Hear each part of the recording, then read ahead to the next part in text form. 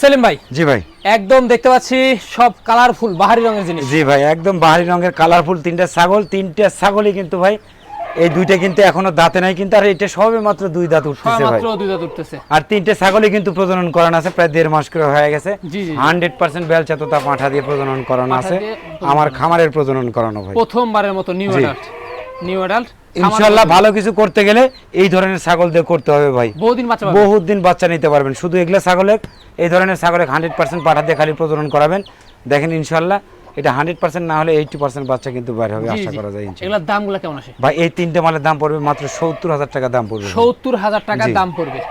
এই যে তিনটা একবারে 70, কারোর সাথে কোনোটা কম না ভাই, সুন্দর রূপে গুণে কোনোটা আর সাথে কোনোটা কম না ভাই, বডি ফিটনেস কোনোটা কম প্রত্যেকটা না দেখা দিচ্ছে। ইনশাআল্লাহ। আর এগুলা ছাগল কিন্তু অনেক বাড়বে, অনেক বাড়বে ভাই, এখনো দাঁতে নাই ভাই, দাঁতের কিচ্ছু হয় না তো এখনো। আর সেলিম ভাই ঠিকানাটা নাটোর জেলার গুদাসপুর থানা চাপলা গ্রামে।